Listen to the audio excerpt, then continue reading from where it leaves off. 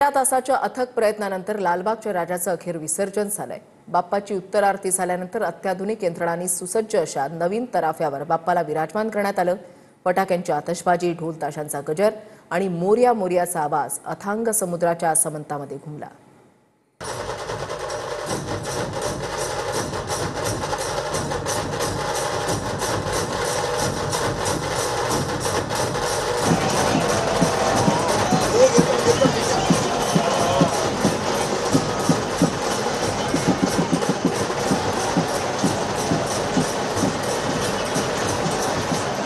लालबागच्या राजाचं तब्बल 13 तासांनंतर विसर्जन करण्यात आलं।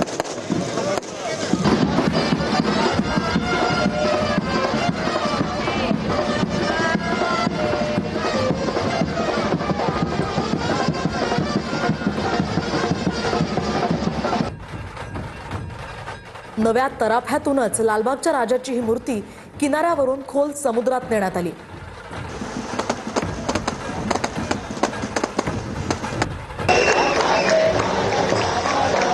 सुरुवातीला लाडक्या बाप्पाची मनोभावे आरती करण्यात आली।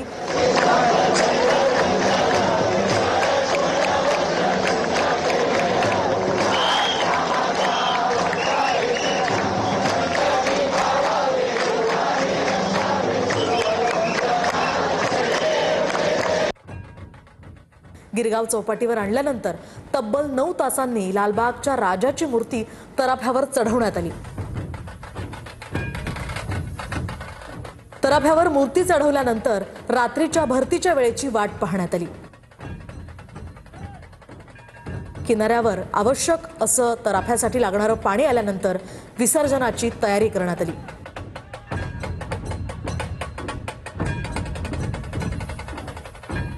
आणि त्यानंतर ही शान कुणाची तर लालबागच्या राजाची अशा घोषणा सुद्धा भक्तांकडून देण्यात आल्या।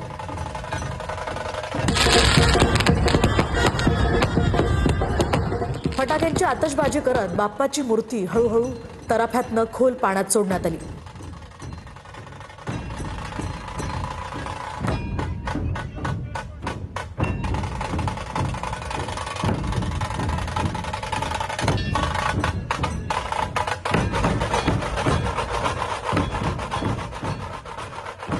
काही सेकंदातच बाप्पाची मूर्ती समुद्राच्या पाण्यात विसर्जित झाली।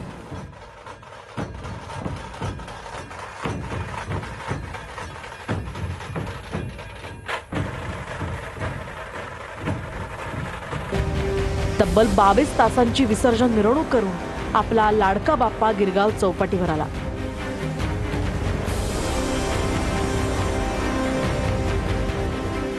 गिरगाव चौपाटीवर लालबागच्या राजाची आरती झाली आणि त्यानंतर 1.5 ते 2 तासात गणपती बाप्पाचं विसर्जन होणं अपेक्षित होतं।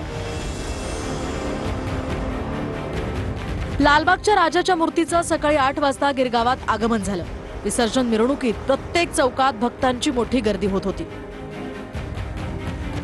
हजारो लोक दर्शनासाठी एकवटल्यानं लालबागचा राजा चौपाटीवर सकाळी 8 वाजता पोहोचला।